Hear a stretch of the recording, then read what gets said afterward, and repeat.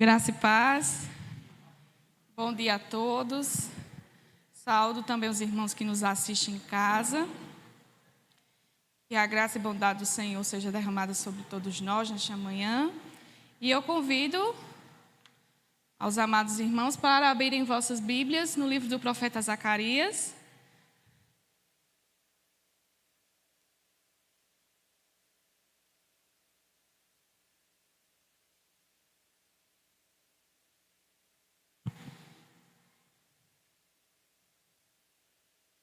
Capítulo de número 11.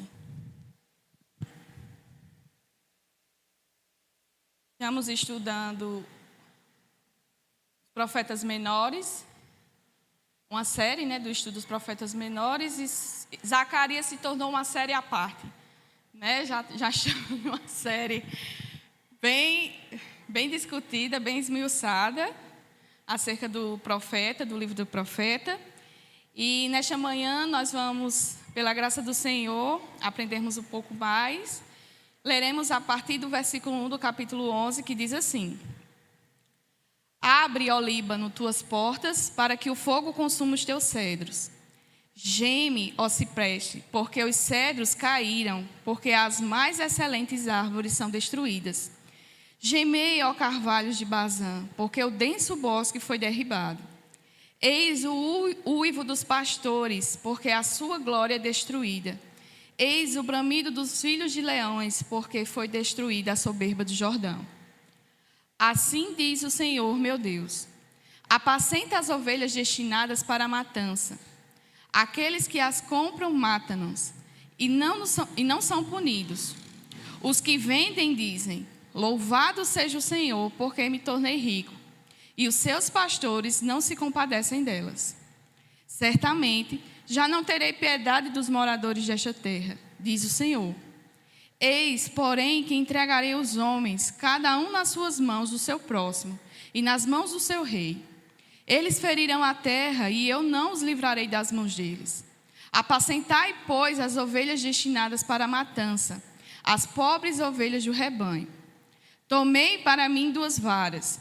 A uma chamei graça, e a outra união, e apacentei as ovelhas. Dei cabo dos 3 pastores de um mês. Então, perdi a paciência com as ovelhas, e também elas estavam cansadas de mim. Então disse eu: não vos apacentarei. O que morrer, morra, o que quer ser destruído seja, e os que restarem comam cada um a carne do seu próximo.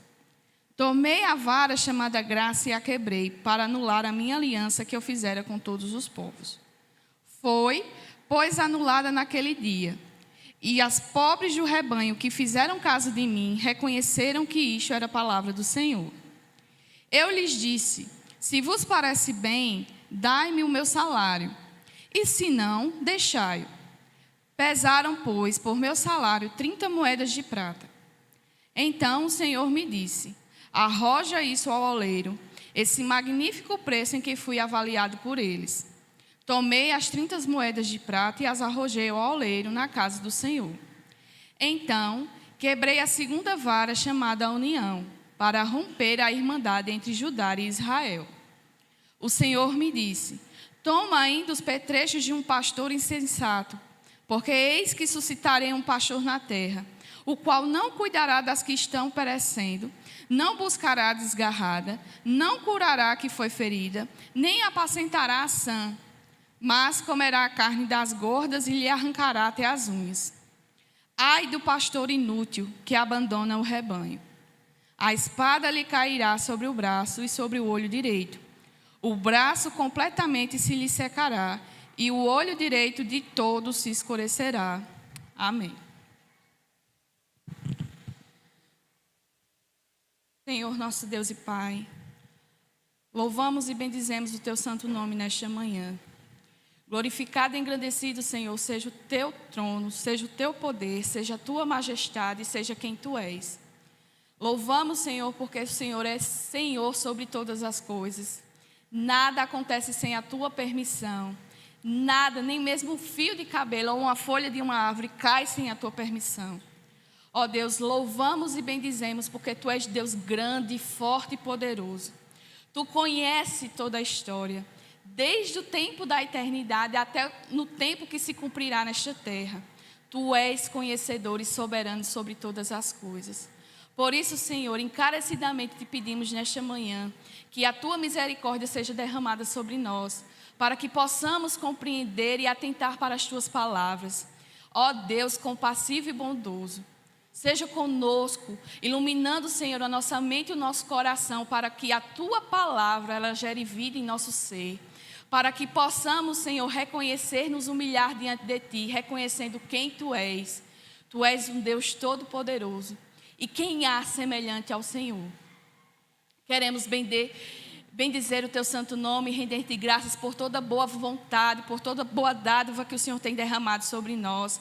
E que nesta manhã, Senhor, mais uma vez, que o Senhor possa, pela honra e glória do Teu santo nome, nos ajudar na compreensão da Tua palavra. Que não venhamos a interpretar aquilo que não convém. Que não venhamos a fugir do propósito do Teu ensino e da Tua palavra. Toma a direção por meio do Teu Santo Espírito e nos conduza, Senhor, à Tua verdade. Porque é a Tua palavra. Orienta ao Teu povo, Senhor, para que conheçam o grande Deus que Tu és. Louvamos e bendizemos. E quanto a mim, Senhor, mais uma vez te peço misericórdia. Unja, Senhor, o que sairá da minha boca, para que eu possa anunciar a Tua palavra. Nada que vem de mim, nada que vem do meu coração ou do meu entendimento, mas aquilo que o Senhor já me instruiu para revelar ao Teu povo. É assim que eu oro, Pai, e te agradeço, em nome do Senhor Jesus. Amém. Amados, semana passada nós concluímos o capítulo 10. Mais uma vez relembrando a segunda parte do livro do profeta Zacarias. Essa segunda parte, ela abrange uma temática acerca da revelação do Messias.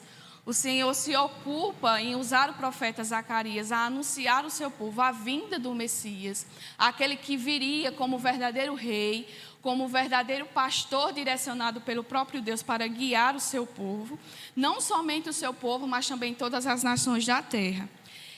Vimos no capítulo 9, a chegada ao anúncio do rei que virá de Sião, que procederá de Sião.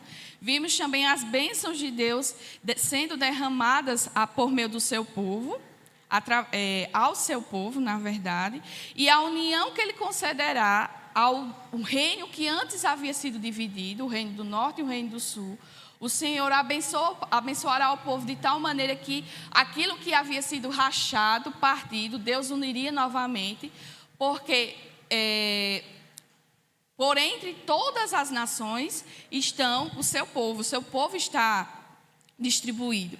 E Deus reunirá todos novamente, trará de volta a cidade santa, a Jerusalém, que é o local da habitação do Senhor no meio do seu povo. Então ele congregará, reunirá todo o seu povo e trará-los novamente para Jerusalém. E este povo novamente unido será fortalecido e reconhecerão que só o Senhor é Deus.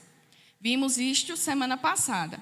Continuamos a sequência dessas profecias, lembrando que o capítulo 9 e o capítulo 10 é uma unidade só, é uma composição de uma poesia. Esses capítulos seguintes, dos capítulos 9 até o 14, são expressões, são profecias declaradas e escritas em formas de poesia. Capítulo 9 e capítulo 10 são uma única poesia, tá? É um texto só, ele é unificado no texto no original. E agora no capítulo 11, nesses versículos de 1 a 3, nós temos uma nova poesia, que é descrita aqui, uma pequena poesia comparada ao que foi estudado anteriormente, dos capítulos 9 e 10. Então, essa outra poesia, ela abrange uma outra profecia. Não é mais uma continuidade do assunto que estava sendo tratado nos capítulos 9 e 10. Agora é uma nova profecia que o Senhor concede a Zacarias para que ela seja revelada ao povo de Deus. E ela traz uma palavra de juízo, uma palavra de condenação. É uma figura de destruição que é anunciada aqui, e ela é dirigida ao Líbano e a Bazã, que no capítulo 10, versículo 9, no versículo 11, versículo 10 e versículo 11, tem essa profecia que Deus já anuncia tem uma relação com as terras citadas nos versículos 10 e 11 do capítulo 10, mas agora ele foca a sua atenção para essa região em específico. Então, nos versículos 1 ao 3 do capítulo 11, nós lemos o seguinte: abre, ó Líbano, as tuas portas, para que o fogo consuma os teus cedros. Geme, ó cipreste, porque os cedros caíram, porque as mais excelentes árvores são destruídas. Gemei, ó carvalho de Bazã, porque o denso bosque foi derribado. Eis o uivo dos pastores, porque a sua glória é destruída. Eis o bramido dos filhos de leões, porque foi destruída a soberba do Jordão. Então, nestes versículos aqui, nós temos uma profecia que Deus concede, uma revelação que Deus dá ao profeta Zacarias e que é anunciada entre os povos.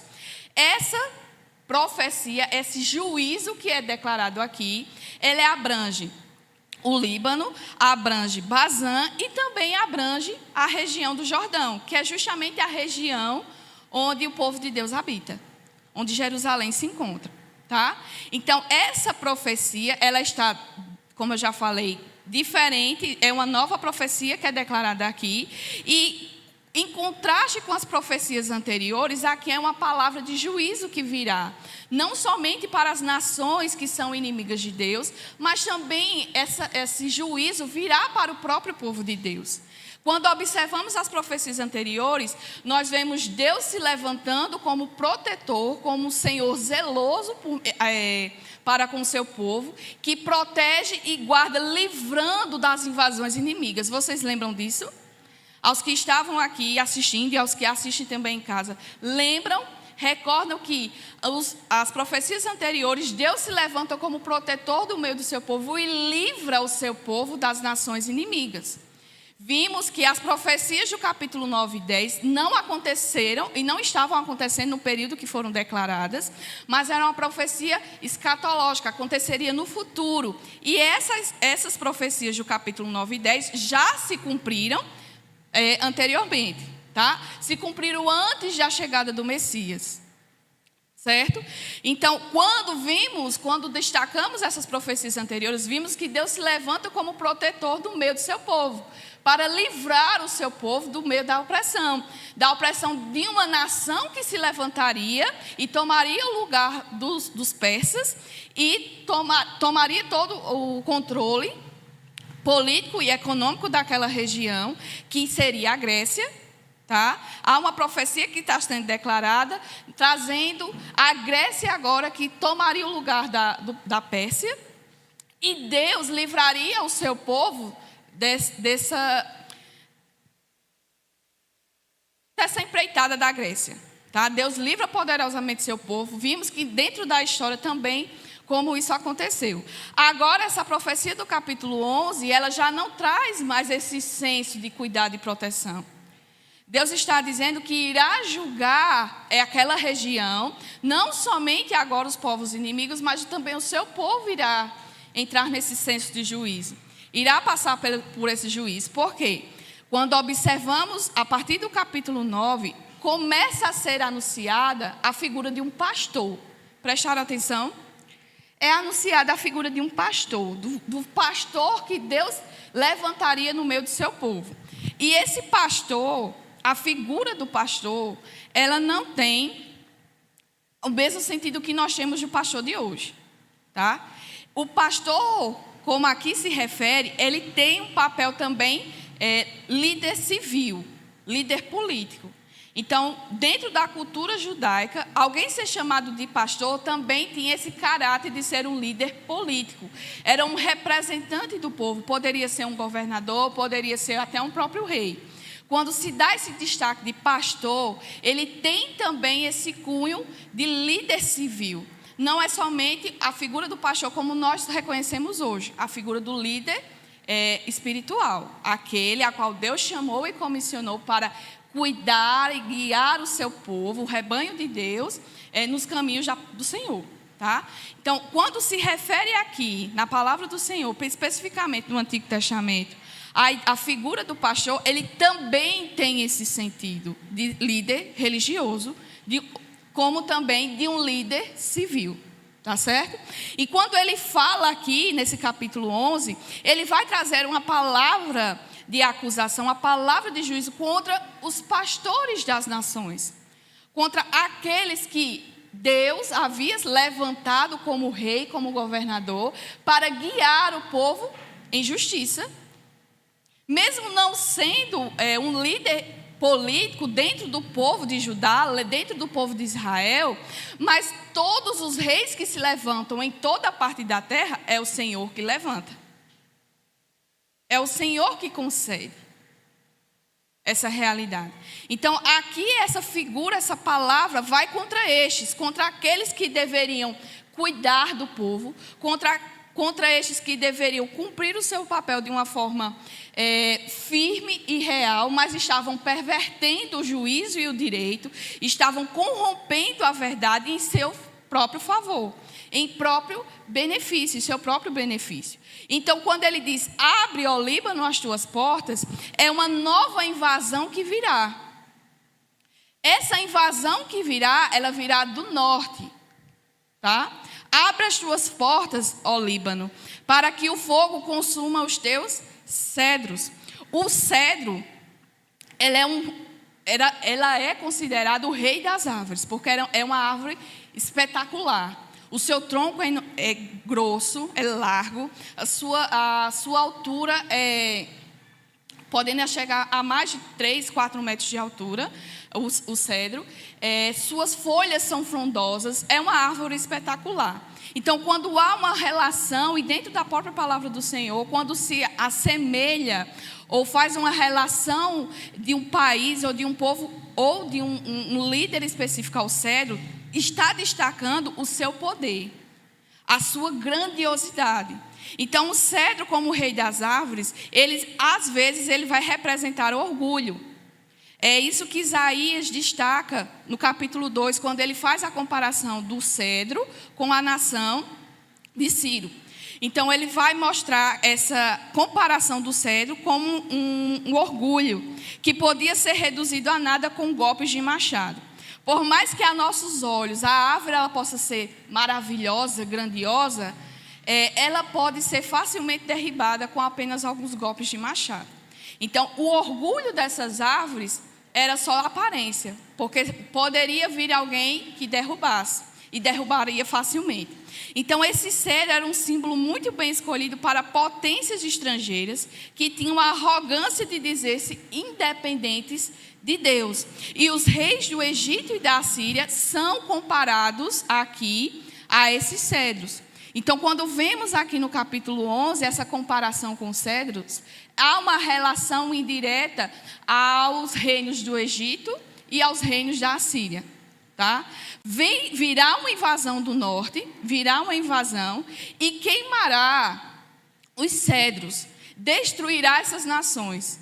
Então, aquilo que era arrogante, aquilo que era maravilhoso e grandioso aos olhos dos homens, ruirão, cairá, porque o fogo consumirá. Geme, ó cipreste, porque os cedros caíram, porque as mais excelentes árvores são destruídas. Gemei, ó carvalhos de Bazã, porque o denso bosque, que faz referência aos cedros, ele foi derribado. Então, essa analogia dessa profecia, comparando nações com árvores específicas, mostram justamente as nações, a mais potente, as mais orgulhosas como os cedros, e as demais como os outros tipos de árvores, cipreste e carvalho. Dando essa relação de que quando os cedros, aqueles orgulhosos, aqueles que se achavam demais caírem, aqueles menores se sentirão ameaçados e temerão, porque diante de tamanha grandiosidade, quem atentaria ou pensaria que essas nações cairiam? Mas o Senhor está dizendo que Ele fará estas nações serem consumidas pelo fogo. Então geme, ó cipreste, porque os cedros caíram. O cipreste vai olhar para os cedros caídos e vão se atemorizar. terão medo, porque as mais excelentes árvores são destruídas. Gemei, ó carvalho de Bazã, porque o denso bosque foi derrubado. Aquilo em que vocês confiavam, talvez até o espelho de proteção que vocês tinham será totalmente destruído. Então, a quem vocês recorrerão? O que restam a vocês somente gemer e temer, diante do que acontecerá com as potências, com as grandes nações que se levantaram.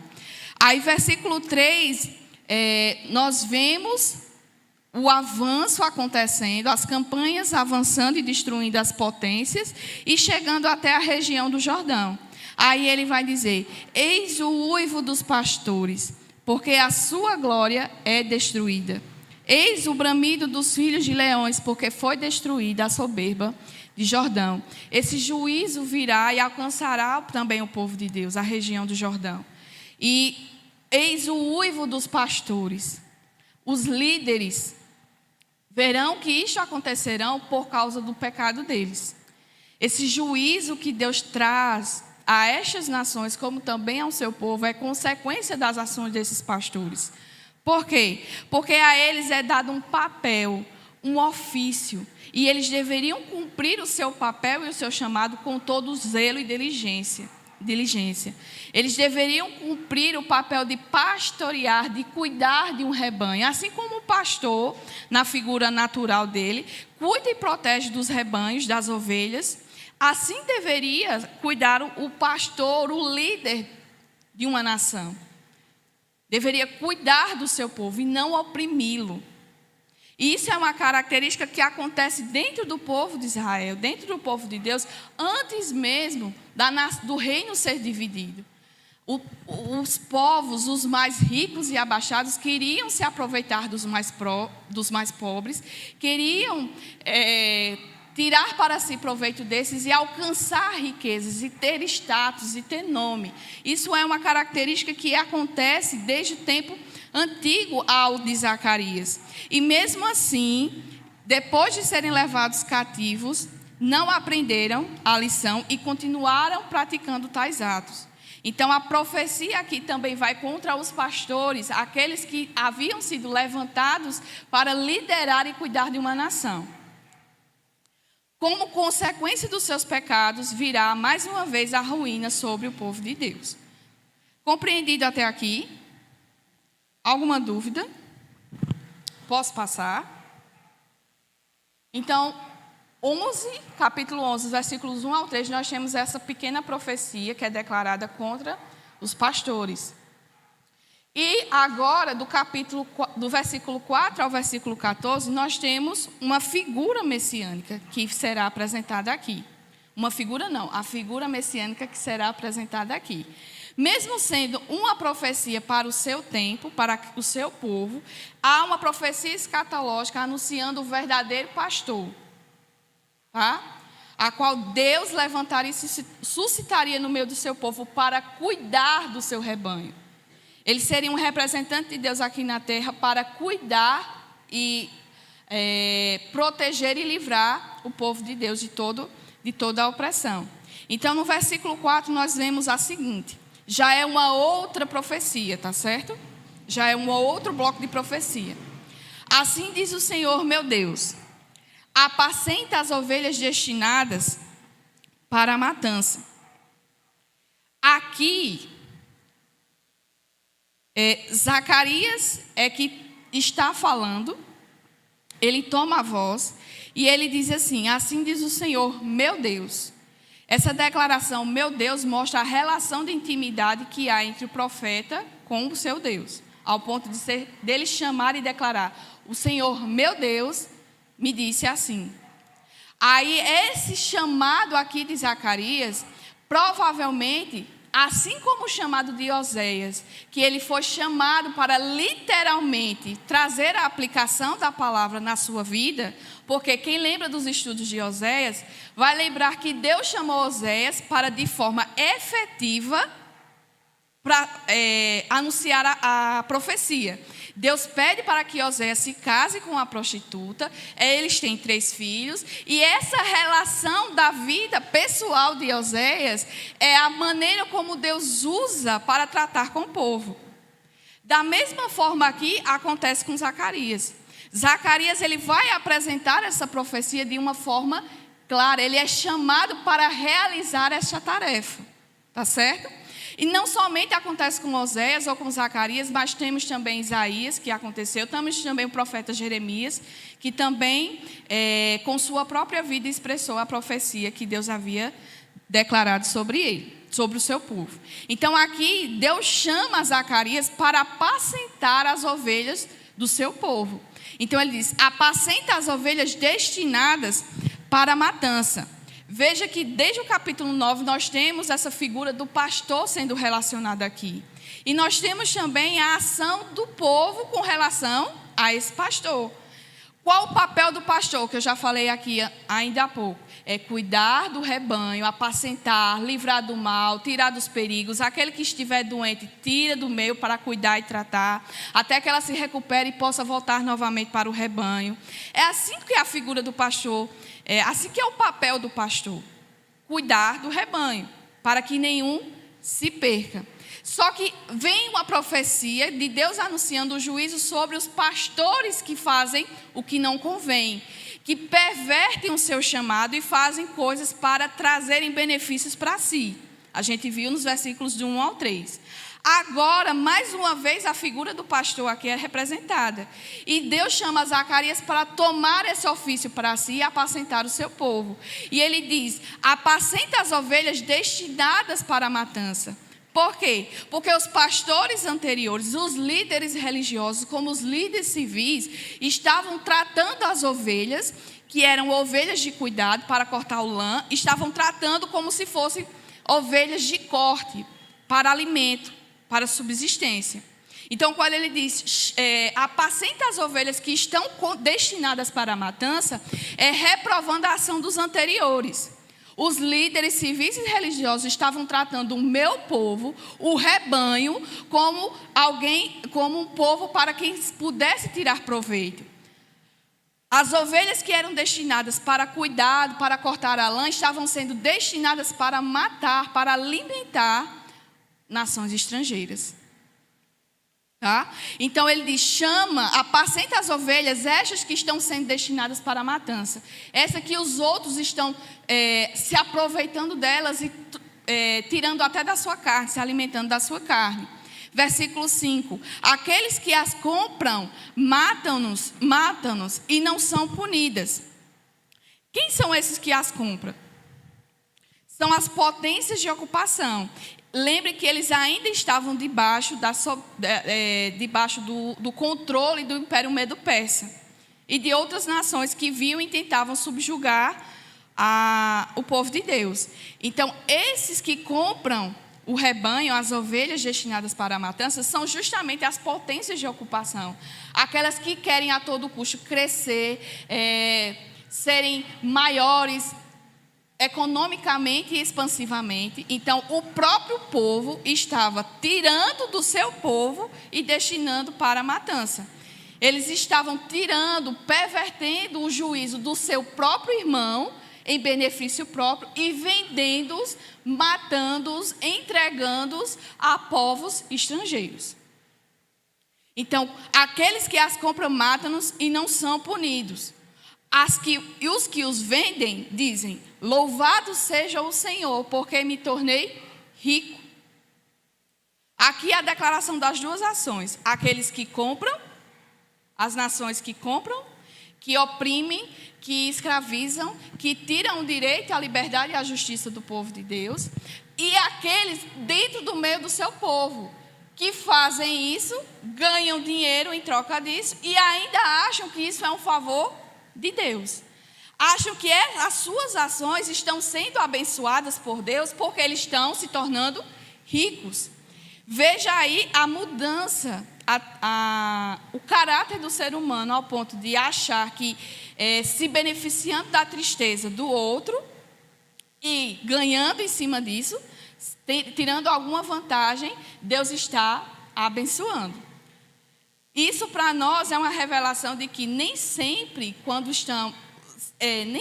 se riqueza, bens materiais, significa que você é uma pessoa abençoada pelo Senhor. Se você faz isso por meios impróprios, isso não é bênção do Senhor para a sua vida. Isso será apenas um sinal de uma maldição que virá e recairá sobre você.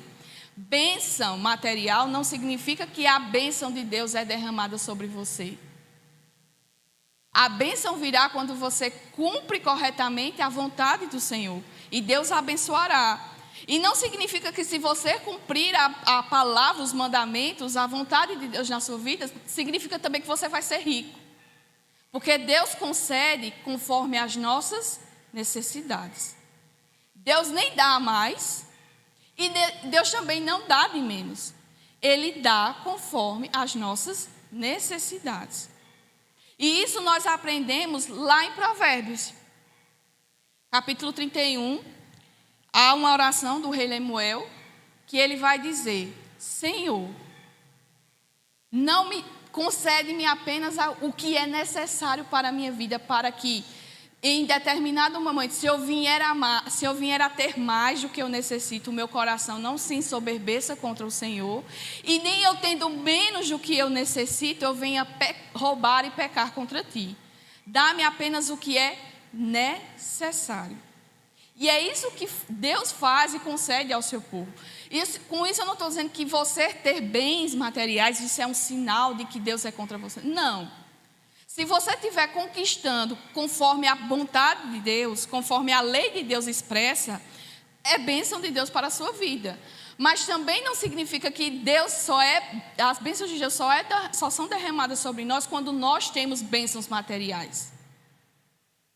Nós precisamos entender isso. A bondade de Deus, a misericórdia de Deus é expressa de tantas outras formas para que nós não tenhamos o nosso foco e a nossa atenção nas coisas terrenas. Deus dá aquilo que nós necessitamos para o nosso benefício, para que nós nem venhamos a soberbecer o nosso coração e nem venhamos a pecar contra Ele, com os nossos atos. Então, essa realidade aqui, do versículo 5, mostra que aqueles compram e os que vendem se acham e ainda engrandecem ao Senhor, achando que é bondade, é a bênção, é a misericórdia de Deus sendo derramada sobre eles, porque eles se tornaram ricos. Mas a palavra de Deus anuncia o seu pecado, e os seus pastores não se compadecem deles. As pessoas, os líderes, tanto civis como religiosos, vendo essas coisas acontecerem, não tomam partido. Eles não vêm e intervêm na situação, eles não vão em ser em favor daquele que está sendo oprimido, eles não saem e se levantam para cumprir a justiça e os mandamentos do Senhor. Eles olham e deixam, sendo assim coniventes com tais ações. E a palavra do Senhor vem contra estes. Aí ele diz: levanta-te a Zacarias e apacenta, porque isto está acontecendo no meio do meu povo. Versículo 6: certamente já não terei piedade dos moradores desta terra, diz o Senhor. Eis, porém, que entregarei os homens, cada um nas mãos do seu próximo, e nas mãos do seu rei. Eles ferirão a terra, e eu não os livrarei das mãos deles. Essa religião de mercadoria, de busca incansável e incessante pelo lucro, em vez da glória de Deus, em vez de o povo manifestar a glória e a majestade de Deus no meio do seu povo, em troca disso eles vão em busca dos seus próprios benefícios, da seu próprio enriquecimento. Esse enriquecimento dos pastores, em vez de o cuidado do rebanho de Deus, provoca a ira de Deus. E como resultado virá o juízo do Senhor contra estes. E que perigo maior e que condenação maior para um povo, para uma pessoa, do que Deus entregar a ela as suas próprias vontades. Do que Deus se virar contra ela e deixar ela à mercê da sua própria vontade, dos seus próprios desejos, do seu próprio coração. A pessoa certamente irá à ruína cada vez mais. Será entregue às paixões do seu coração e distante do Senhor. O que acontece? O que acontece distante do Senhor? Morte.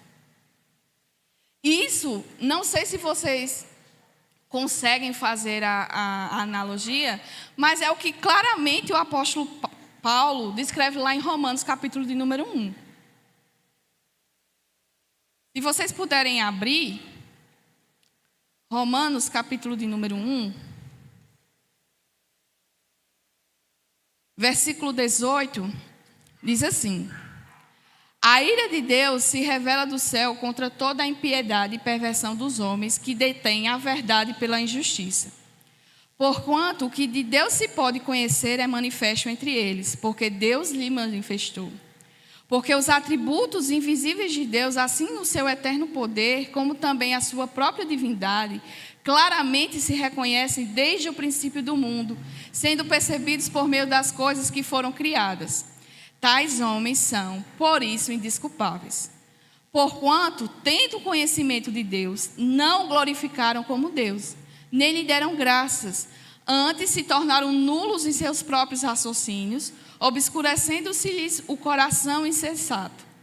Inculcando-se por sábios, tornaram-se loucos, e mudaram a glória do Deus incorruptível em semelhança da imagem de um homem corruptível, bem como de aves, quadrúpedes e répteis.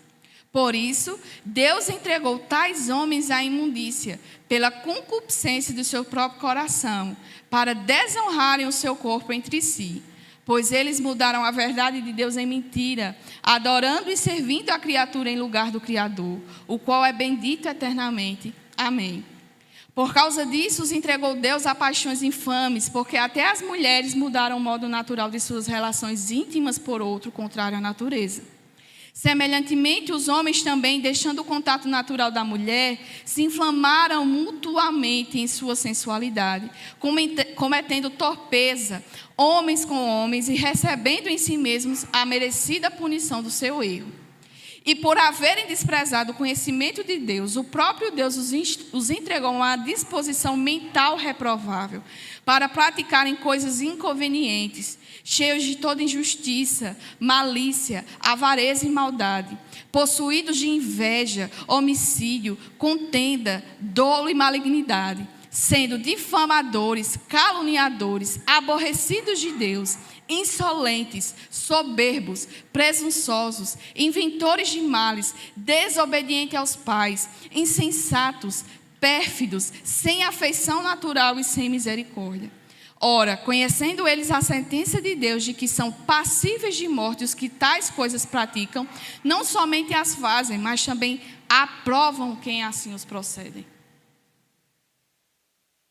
O apóstolo Paulo aqui em Romanos está fazendo uma análise do seu tempo. Mas do seu tempo não naquele contexto, mas desde que o mundo é mundo. Desde quando o pecado entrou, o que aconteceu? O homem tirou o lugar de Deus que havia no seu coração e tenta agora substituir por coisas que ele busca insensavelmente ser preenchido.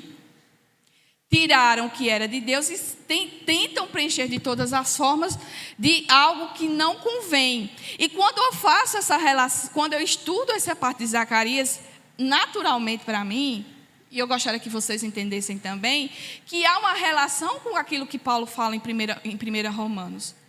Os homens, eles conhecem a Deus. Eles sabem dos propósitos, da vontade, dos mandamentos do Senhor. Porque desde quando o mundo é mundo, Deus anuncia a sua glória. Deus tem se revelado por meio da sua criação quem Ele é. E o que é que o homem faz? Volta-se contra Deus. Rejeita a Deus. E nesse rejeitar a Deus, ele tenta preencher um vazio que somente Deus pode preencher e tenta colocar coisas que não convêm, que é contrária à palavra do Senhor. E assim desonra a Deus com toda a forma do seu ser. Com tudo que eles possam ser, eles desonram ao Senhor. Eles se voltam contra Deus. E o que é que o Deus faz para com estes? Deixam à mercê da sua própria vontade. Vocês querem seguir o coração de vocês? Pois sigam. Sigam. Se deleitem na lama. role de um lado, role do outro, se banhe em sua própria imundície. Porque palavra de vida que eu tenho para vocês, eu vos anuncio. Mas se vocês rejeitam a minha palavra, os meus mandamentos serão entregues às suas próprias paixões. Serão entregues aos seus próprios devaneios, porque estão agindo conforme a sua vontade e acham que estão fazendo coisa sábia. E o próprio Deus diz que são loucos. São loucos. Então, assim nós compreendemos, de uma certa maneira, o que acontecia nessa profecia que é declarada aqui. O povo não queria Deus. Deus havia se manifestado, Deus havia se revelado de todas as formas. Profetas antes do exílio, profeta no cativeiro babilônico, profetas pós-exílio, Deus anunciando a sua vontade, chamando o povo ao arrependimento. Se convertam dos seus maus caminhos, voltem-se para mim, porque eu sou aquele que abençoa vocês sem medidas. Eu derramo sobre vós bênçãos sem medidas. Eu trago vida, eu trago paz, eu tiro e dou aquilo que é de melhor e mais excelente para vocês. Só que o povo não quis. O povo não quis. E o que é que Deus faz? A ira de Deus se acende e ele os entrega às suas próprias paixões. Versículo 7. Apacentai, pois, as ovelhas destinadas para a matança. Mais uma vez chama Zacarias. Apacenta as ovelhas destinadas para a matança, as pobres ovelhas do rebanho.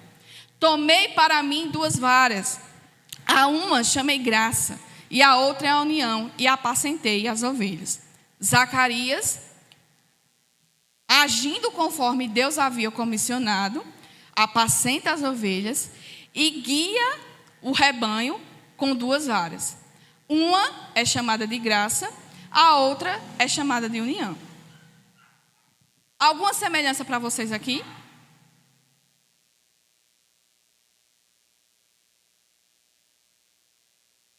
Quero saber se vocês estão prestando atenção, só um cochilando, abrindo a boca aí no cadeira.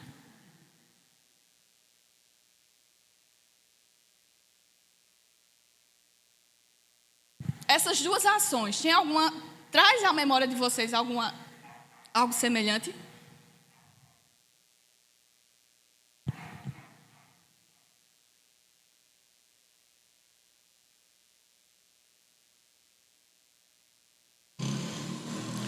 Ô, minha irmã, não escutei, desculpa. Isso. E a união?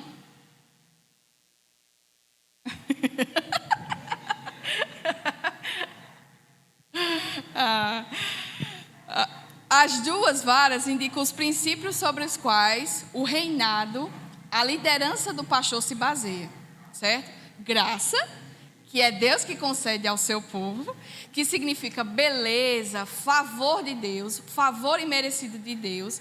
É uma bênção que Deus concede ao seu povo, é uma bênção que Deus derrama ao seu povo, é a graça que Ele concede a nós. Uma graça imerecida, porque pela descrição aqui, ninguém é merecedor de nada. Exatamente. Você não falou errado não, eu só estou completando. A senhora não falou errado não, eu só estou completando. A graça, o favor de Deus imerecido, que não merecíamos, na verdade, a bênção que Deus derrama ao seu povo. E a união é o resultado pretendido pela graça. A união, Deus concede a união do seu povo por causa da graça que é concedida.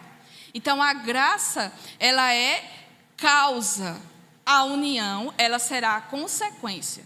Tá? A graça de Deus, quando é derramada ao seu povo, gerará como consequência união. Para quê? Para que todos unidos cooperem com o mesmo propósito, que é o quê?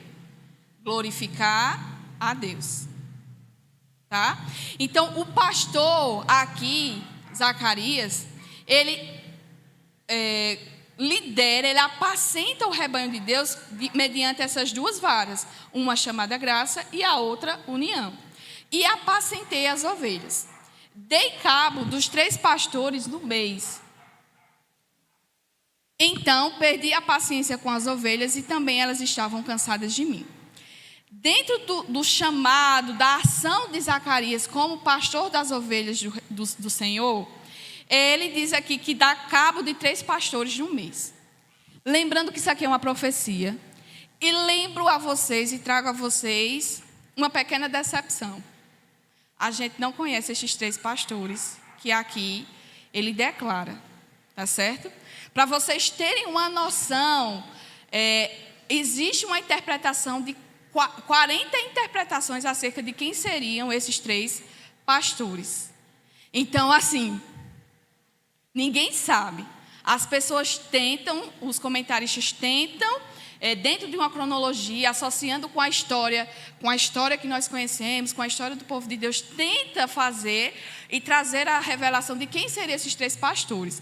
Mas, para a nossa decepção, a gente não tem esse conhecimento, tá? E não sou eu que vou trazer isso aqui para vocês, de forma alguma. A gente não tem, o Senhor não revelou, e assim a gente compreende que é da vontade do Senhor, para o seu povo.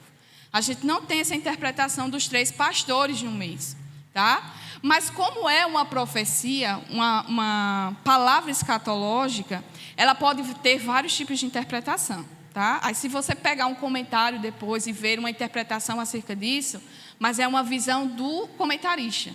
Não é porque tem uma especificação, uma declaração clara de quem seriam esses 3 pastores. Então, perdi a paciência com as ovelhas e também elas estavam cansadas de mim. Aqui está mostrando que o povo rejeitou o pastor que Deus levantou.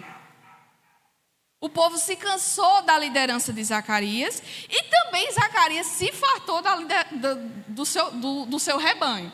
Porque provavelmente era um povo de dura serviço. Não quis atender à voz do Senhor.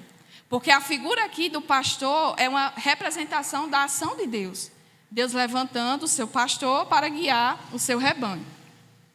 Então, tanto as ovelhas se cansam do pastor, como também o pastor se cansa das ovelhas, mediante o grande trabalho que elas dão. Então disse eu: não vos apacentarei.